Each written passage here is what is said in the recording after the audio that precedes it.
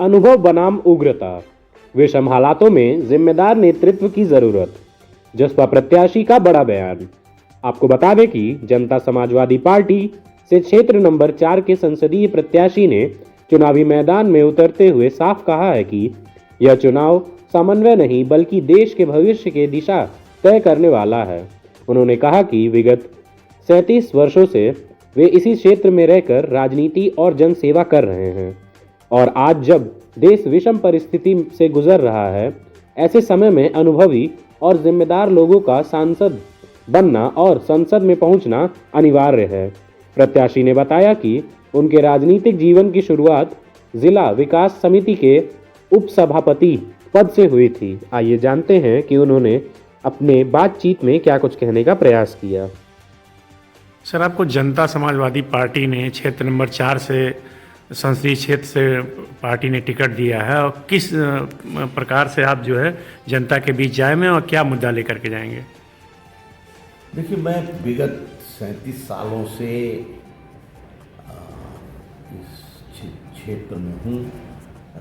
इसी क्षेत्र में मेरा घर है और राजनीति लगातार करता आया हूँ। मैंने मेरे करियर का प्रारंभ जिला विकास समिति के उपसभापति से हुआ था। उसके बाद मैं सांसद चुना गया और तब से मैं 3 बार चुना जा चुका हूँ। 4 बार जनता ने मुझे दूसरे स्थान पर रखा और उसको स्वीकार करते हुए मैं लगातार जनता की सेवा करता आ रहा हूँ।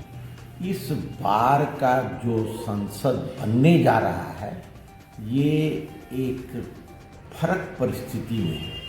ये सामान्य स्थिति का संसद नहीं है। इसका संचालन सामान्य ढंग से होने वाला नहीं है। उसका कारण 2 है। जेनजी आंदोलन के फलस्वरूप ये संसद भंग हुआ। एक बाहर से प्रधानमंत्री रखकर और संसद को भंग किया गया। अब उस आंदोलन का जो मुख्य मांग है, उसको आने वाले चुनाव के बाद संबोधन करना एक दायित्व है। उसी तरह और भी विभिन्न चीज़ें हैं जिसको लेकर आगे बढ़ना पड़ेगा। तो इस समय देश एक तरह से बंटा हुआ है। एक तरफ नई शक्तियां हैं, आई हैं, जो आंदोलन से अपने को स्थापित कराना चाहती हैं। जनता ही उनको मान्यता देगी। दूसरी तरफ पुरानी शक्तियां, जिसके पास संगठन की शक्ति है, वो मैदान में है और नए और पुराने के बीच में एक तरह से भिड़ंत की स्थिति है जगह जगह, जो अभी चुनाव में देखा जा रहा है।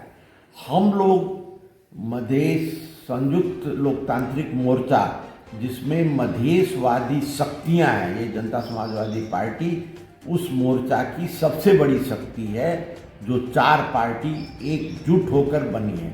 तो हम लोगों का आशय क्या है कि विगत में जो मधेश आंदोलन हुआ था, उसमें 100 से ज़्यादा लोग शहीद हुए थे। बहुत लंबे समय तक वो आंदोलन चला, बहुत बृहद रूप में हुआ, लेकिन राज्य संवेदनहीन होने के नाते यथेष्ट उपलब्धि नहीं हो पाई। फिर यद्यपि उपलब्धियां हुई, यद्यपि कुछ चीज़ें मिली, लेकिन बहुत सी चीज़ों का होना बाकी है, जिसके लिए हम लोग निरंतर आवाज़ उठाते रहे हैं कि इन मुद्दों को का संबोधन होना चाहिए।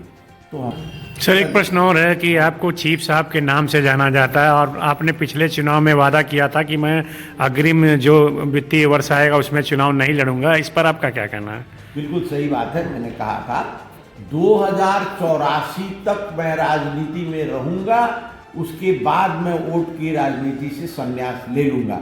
उस बात पे मैं आज भी सहमत हूँ। अगर ये चुनाव 2082 में नहीं होता तो मैं चुनाव में भाग लेने वाला नहीं था।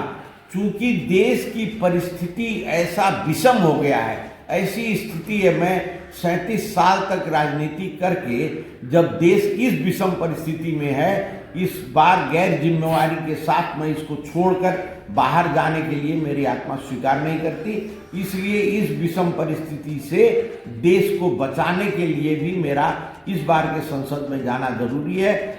जिस दिन संविधान संशोधन हुआ, उसी दिन ये देश फिर नए चुनाव में उस संविधान के साथ जाएगा, नए संशोधन के साथ जाएगा। ये सर्वविदित सत्य है।